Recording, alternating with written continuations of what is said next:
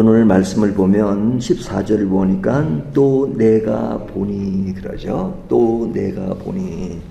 여기 또 내가 본다는 이야기는 사도 요한이 본다는 이야기죠. 근데 처음 보는 것이 아니라 또 보니, 또를 강조하고 있습니다. 그러니까 이 말씀 시작부터 이 말씀을 기록한 요한이 무엇을 보느냐가 굉장히 중요하죠. 무엇을 보느냐. 우리의 개인사에 있어서도 무엇을 보느냐가 굉장히 중요합니다. 같은 것을 보더라도 사람들이 느낌이 다르잖아요. 시각이 다르잖아요. 그렇기 때문에 그 사람이 보는 것이 뭐냐 하는 것이 굉장히 중요합니다. 한때 이 패러다임이란 말이 굉장히 유행했던 시절이 있었습니다. 이 패러다임, 그 사람들이 패러다임 그 말을 많이 했거든요. 이 패러다임이란 말은 어떤 시각으로 보느냐 하는 것인데, 이 말이 누구로부터 유행되었냐면 그 스티븐 코비라는 사람이 있었습니다. 그분이 쓰는 그런 성공하는 사람들의 7가지 습관들이라는 책을 쓴 사람인데, 그 사람이 그 책 속에 이제 이 패러다임에 얘기를 했는데, 어떻게 예를 들어서 얘기했냐면, 어떤 사람이 이제 지하철을 탔습니다. 지하철을 탔는데 이제 아이 2명이 막 그냥 왔다 갔다 하면서 그냥 소란을 피고 있는 겁니다. 근데 가만히 보니까 그 아이 아빠는 가만히 앉아서 눈을 감고 아무 그런 액션도 하지 않고 가만히 눈을 감고 있는 겁니다. 근데 그 아이는 그냥 소란을 피고 있어요. 그러니까 이 스티븐 코비가 그 남자를 볼 때 자녀 교육을 잘 못 시키는 아버지로 생각을 한 거죠. 근데 애들이 그렇게 소란을 피워도 이 사람이 가만히 있으니까 스티븐 코비가 그 사람을 툭툭 쳤습니다. 여보시오, 당신 애들이 저렇게 소란을 피는데 어찌 가만히 있느냐. 그랬더니 그 말을 들은 그 사람이 눈을 뜨면서 하는 말이, 죄송합니다. 사실은 제가 지금 제 엄마 장례식을 치르고 오는 길입니다. 그렇게 말했습니다. 그러니까 그 아내의 죽음을 지금 맞이하고 그래서 돌아오는 길이라는 그 말을 했습니다. 그 말을 듣는 순간에 스티븐 코비가 조금 전만 하더라도 자녀 교육을 잘못 시키는 아버지로 생각했는데, 그 말을 듣는 순간에 탁 바뀌어버렸어요. 어떻게? 아내의 죽음으로 얼마나 상심해 있을까, 얼마나 힘들어할까. 그러니까 똑같은 상황이죠. 똑같은 상황인데 말을 듣기 전과 후가 완전히 그에 대한 이미지가 바뀐 겁니다. 느낌이 달라진 겁니다. 시각이 바뀐 겁니다. 그 시각을 바뀔 때 패러다임이 바뀌었다, 이렇게 말하죠. 그러니까 그 패러다임이 어떤 것이냐에 따라서 완전 보는 시각이 달라지는 거죠. 그렇기 때문에 이제 오늘 말씀의 시작이 또 내가 보니, 내가 무엇을 보느냐, 어떤 시각으로 무엇을 보느냐에 따라서 우리의 신앙관, 인생관, 이런 것이 중요하죠. 근데 이 보는 것은 누가 봐야 되느냐? 남이 봐야 되는 게 아니죠. 남이 보는 것은 참고가 될 수는 있지만 실제적으로 내가 보아야 하는 것이죠. 신앙이라고 하는 것은 기본적으로 내가 믿고 내가 하나님의 임재를 느껴야지, 남들이 느끼는 것은 참고가 되고 도움은 되지만, 그러나 직접적으로 내가 그런 것이 아니면 의미가 없어요. 우리가 주변에 보면, 아유, 저희 집안에 누가 크리스찬들이고 목사가 있고 누가 장로가 있고 뭐 그런 것이 무슨 의미가 있어요. 내가 믿지 않으면 의미가 없어요. 내가 믿지 않는데 내 주변에서 아무리 잘 믿으면 무슨 의미가 있겠어요. 그러니까 내가 본다는 것은 굉장히 중요합니다. 근데 이제 이 요한이 무엇을 보느냐, 14절부터 16절까지를 보면요, 여기에 보면 요한은 구름 위에 앉힌 인자 같은 이를 본다, 이렇게 말하죠. 여기 14절, 또 내가 보니 흰 구름이 있고 구름 위에 인자와 같은 이가 앉았는데, 지금 인자를 보는 것이죠. 그래, 인자를 보니까 지금 무엇을 썼어요? 머리에는 금 면류관이 있고 그 손에는 예리한 낫을 가졌더라. 여기에 구름이라고 하는 것은 하나님의 authority, 하나님의 권위와 임재의 상징이죠. 그런데 그분이 큰 면류관을 썼다. 승리와 통치의 상징이죠. 예수 그리스도의 왕권을 의미하는 것이죠. 그리고 예리한 낫을 가졌다 하는 것은 추수의 도구죠. 구원과 심판의 기준이 낫이란 말이죠. 그러니까 지금 이 장면은 하나님의 때에 따라서 구원의 추수가 이루어지는 모습을 지금 보여주고 있죠. 그렇다면 이 장면을 통해서 나는 지금 무엇을 보고 있느냐? 구름 위에 권위자이신 예수님을 바라보고 있는가? 아니면 그냥 나의 욕심, 내 인생의 나만의 만족을 위한 것을 바라보고 있느냐? 내가 중심으로 이 생을 바라보는 것과 하나님 중심으로 바라보는 것은 아주 다른 것이죠. 그래서 우리가 신앙의 어떤 기본적인 패턴, 또 모습, 모양 이런 것들은 비슷할 수가 있어요. 비슷할 수 있어요. 하지만 다른 겁니다. 우리가 창세기에 보면 아브라함이 이 갈대아 우르에서 하란을 통해서 가나안 땅에 들어오잖아요. 근데 아브라함과 같이 갔던 사람이 누굽니까? 그의 조카 롯이잖아요. 롯이. 근데 거기에 보면 같은 길을 간 겁니다. 근데 성경을 자세히 보면 아브라함이 하나님을 쫓아갔고, 그래요? 하나님을 쫓아갔고. 근데 롯은 누굴 쫓아갔어요? 아브라함을 쫓아갔고. 이렇게 말해요. 아브라함은 하나님을 쫓아갔고, 롯은 인간 아브라함을 쫓아갔다. 이렇게 말한단 말이죠. 그러면 똑같은 길을 가는 겁니다. 똑같은 길을 가요. 똑같은 길을 가니까 똑같이 가는 것처럼 보이잖아요. 하지만 하나님의 원하시는 그 길을 따라가는 것과 인간의 모습을 따라가는 것과는 차이가 많죠. 제가 신학교 다닐 때 친구들 있잖아요. 근데 이제 나중에 지금 뭐 신학교 졸업한 지가 뭐 지금 뭐 몇 년이 됐어요. 이제 40년, 50년이 다 돼가니까. 근데 그때 친구들을 지금 보면 어떤 사람은 목사가 된 사람도 있고, 어떤 사람은 전혀 예수도 안 믿는 사람도 있고, 뭐 어떤 사람은 목회를 하더라도 그 목회 방향이나 이런 것들이 조금 저래서 될까라고 걱정스러운 친구들도 있고, 어떤 친구들은 잘하는 친구도 있고. 그러나 똑같은 클래스에서 공부를 했잖아요. 똑같은 길을 간 겁니다. 그때는 똑같은 길을, 같은 교실 안에 있으니까 똑같은 길을 간 거지만 세월이 지나놓고 보니까 똑같은 길을 간 것이 아니라 다른 길을 갔구나. 그렇게 느낄 수 있잖아요. 그러니까 우리가 어떤 시각으로 보느냐, 그리고 그 길이 같은 길이냐 다른 길이냐를 완전히 결과적으로 평가가 다를 수가 있는 것이죠. 그렇기 때문에 오늘 본문을 보면, 여기 보면 그 추수의 도구인 낫을 들고 있다는 것은 뭐냐면 구원과 심판이 이루어지는 것이 있잖아요. 어떤 사람에게는 구원이고 어떤 사람에게는 심판이다 이거죠. 자, 근데 그런 것을 집행하는 자가 누구냐? 17절에서 20절 보면 요한은 또 봅니다. 다른 천사를 보는데 이 다른 천사가 예리한 낫을 가진 천사가 있다는 것을 17절에 말씀하고 있잖아요. 또 다른 천사가 17절 하늘에 있는 성전에서 나오는데 역시 예리한 낫을 가졌더라. 그리고 18절을 보면 또 불을 다스리는 다른 천사가 제단으로부터 나와 예리한 낫 가진 자를 향하여 큰 음성으로 불러 이르되 내 예리한 낫의 시들로 땅에 포도송이를 거두라. 그 포도가 익었느니라 하더라.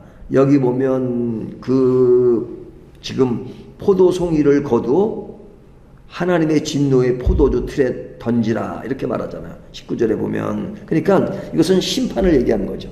예? 이 포도를 그 틀에 넣으면 그것이 이렇게 갈려가지고 20절을 보면 성 밖에서 그 틀이 밝히니 틀에서 피가 나서 말 굴레까지 닿았고 1600 스타디움에 퍼졌더라. 그러니까 이것이 굉장히 아주 먼 거리 한 300km 되는 그것까지 그 피로 가득 찼다 하는 이야기는 물론 상징적인 얘기지만 무엇을 얘기해요? 포도송이는 악인을 상징하고 포도주 틀은 하나님의 진노의 장소고 피가 범람했다는 것은 심판의 전면성과 철저함을 이야기하고자. 그러니까 하나님의 심판이 얼마나 무섭다는 것을 지금 누가 보고 있는 거예요? 요한이 보고 있는 것이죠. 그러니까 요한은 그런 구름 위에 있는 멸관을 쓰신 예수님을 바라보고 있는가 하면, 그러나 그런 가운데 인침을 받지 않는 사들이 심판을 받을 때 그 심판이 얼마나 무서운가 하는 어떤 아주 서로 대비가 되는, 한쪽은 구원이고 한쪽은 심판의 그런 것들을 보잖아요. 근데 그 심판과 구원의 그 기준점이 뭐예요? 어린 양을 따른 자는 구원의 추수에 참여하고 그렇지 않는 자는 진노의 틀에 있다는 것을 지금 확연하게 보여주고 있잖아요. 근데 이런 것이 실감이 안 납니다. 왜 실감이 안 나요? 아직은 그때가 아니니까. 그때가 되면 엄청나게 실감나고, 이거는 진짜 생사가 갈리는 길이고, 영원한 생명과 영원히 죽느냐 하는 것이 갈리는 그때가 오면 이것이 엄청난데, 그때가 아닐 때는 무감각하죠. 그러니까 제가 늘 강조하지만, 믿음이라고 하는 것은 아직까지 되어지지 않은 그 세계, 근데 그 세계는 아직까지 우리가 경험을 못했지만 분명한 사실은 하나님의 말씀이 분명하게 말씀하시잖아요. 하나님의 말씀이, 그 말씀의 분명함을 가지고 그때의 상황을 지금 내 영혼 속에서 느끼려고 하고, 내 속에서 그런 것들의 의미를 다시 한번 정리를 하고, 그리고 받아들이고, 그리고 그때를 생각해서 오늘을 마음 먹는 그런 것이 뭐예요? 그것이 믿음이에요. 믿음. 그것이 믿음입니다. 믿음에 대해서 많이 오해되는 것이 뭐냐면, 믿음 자체도 이기적으로 가질 때가 얼마나 많은지 몰라요. 내가 필요한 것들이 되어지는 것, 그럴 때 뭐라 그래요? 주여 믿습니다. 그런데 믿습니다가 뭡니까? 내가 원하는 대로 해줄 것을 믿습니다. 물론 그것도 믿음의 한 일환이긴 하죠. 하지만 그것이 절대적 믿음의 본질은 아니란 말이죠. 믿음이라고 하는 것은 관계와 관계 속에서 일차적으로 생각이 돼요. 무엇을 믿는 거예요? 하나님 그분 자신. God himself. 제가 자꾸만 이게 하나님이란 말을 할 때 그분 자신, God himself라는 말을 강조하는 이유가 뭐냐면, 너무나도 많은 신앙관이 뭐냐면, 하나님이 주신 선물, 하나님이 주신 능력, 하나님이 주신 어떤 것만 좋아해요. 그러나 성경은 일차적으로 하나님이 무엇을 주신 것가 중요한 것이 아니라 하나님 그분이 누구신가가 중요하죠. 하나님을 믿으면 하나님이 주시고 뭐 그런 것들이 뭐가 이렇게 중요해요. 물론 중요하죠, 우리한테는. 하지만 그분이 하나님이신데 하나님이 뭘 못 주시겠어요? 우리를 돌보지 않으시겠어요? 그러니까 중요한 것은 하나님을 믿는 것이지, 하나님이 주시는 선물을 믿는 것이나 하나님이 주신 능력을 믿는 것이 아니란 말이죠. 그것은 따라오는 겁니다. 하나님만 믿으면 끝이에요. That's all. 근데 자꾸만 이게 일반 사람들이 하는 제사보다 제밥에 관심이 많다고 자꾸만 다른 것에 관심이 많아요.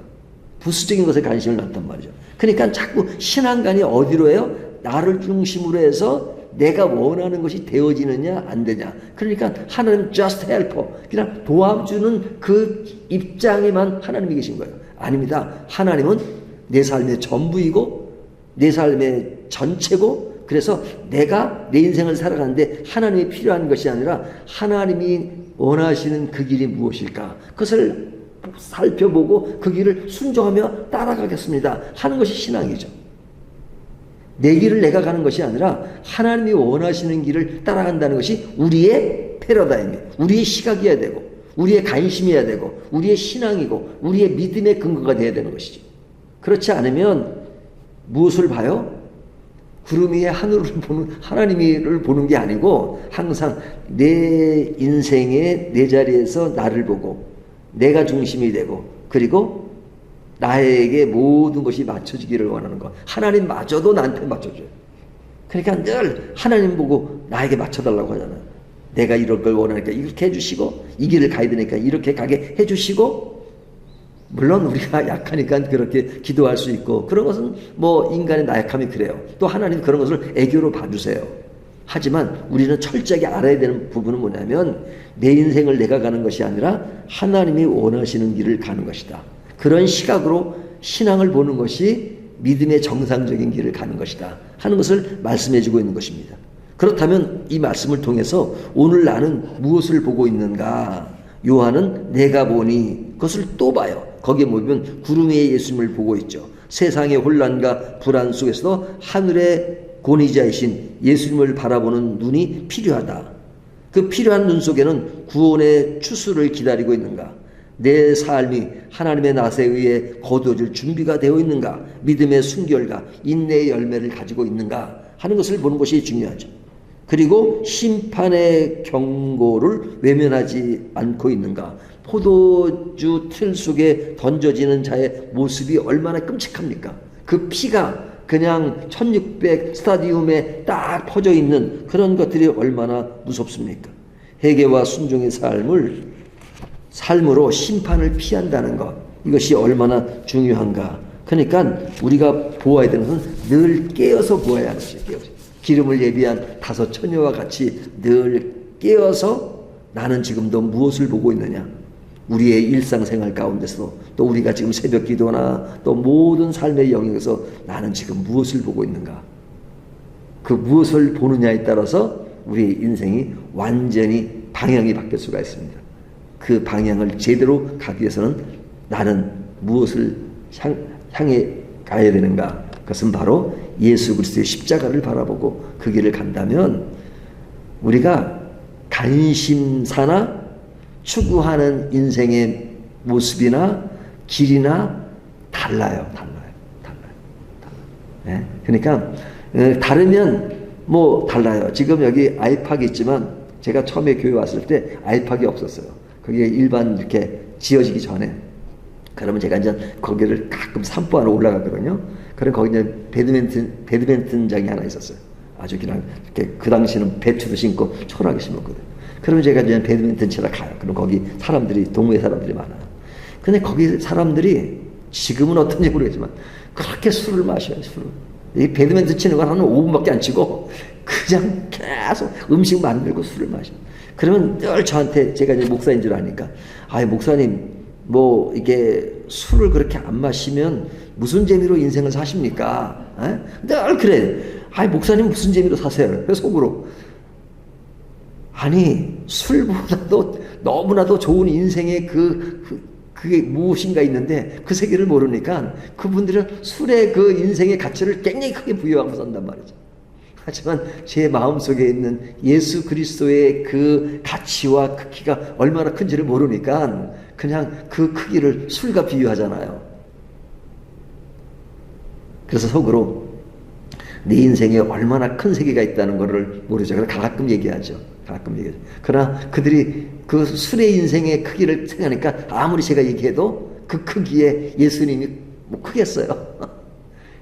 저는 예수님을 크게 보니까 그 술은 작게 보이는 것이고, 그 사람들은 술을 크게 보니까 예수님이 작게 보이는 것이고, 어떤 시각으로 보니까 완전 크기가 달라지는 것이죠. 그렇다면 오늘 말씀을 통해서 나는 무엇을 보고 있는가 하는 것을 다시 한번 생각하시면서 오늘도 하나님 나라를 크게 보는 저와 여러분이 되시기를 주님의 이름으로 축원합니다.